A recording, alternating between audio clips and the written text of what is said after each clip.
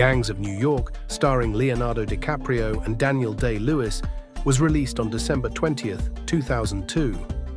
Director Martin Scorsese's historical epic roars with sound and fury, capturing a time when street gangs and crooked politicians roamed the muddy terrain of Manhattan. Here are the top 10 weird but true facts.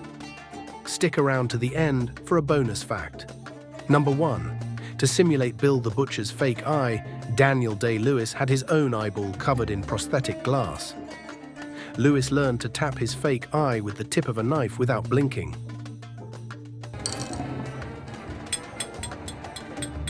Number 2. The name Dead Rabbits has a second meaning rooted in the Irish-American vernacular of 1857. The word rabbit is a corruption of a Gaelic word meaning man to be feared. Dead is slang, meaning very.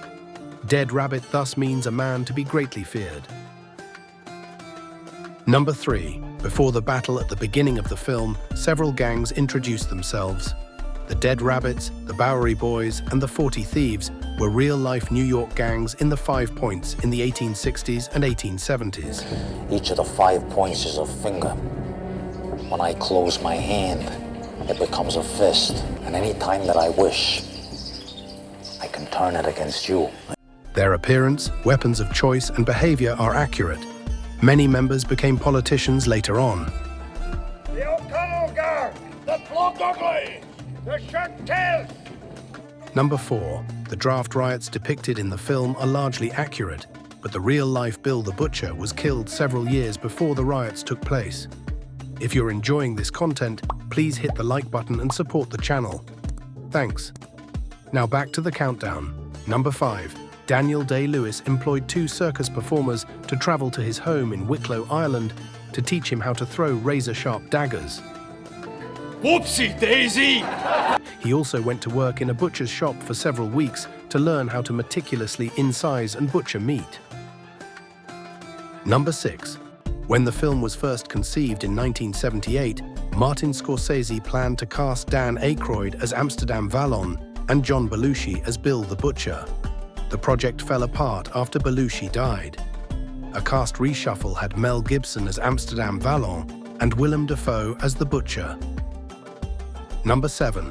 During filming, Daniel Day-Lewis fell ill, prompting doctors to prescribe him antibiotics. Lewis stayed in character throughout the duration of shooting, refusing to break character even when not filming. He refused to take the antibiotics because antibiotics weren't around during the time period of the movie. Number 8. A woman is seen fighting on the side of the Irish.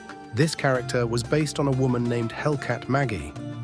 She filed her front teeth down to points in order to seriously injure her opponents and wore long artificial nails made of brass that she used as claws. Not much else is known about her, other than that she died in 1845 at the age of 25.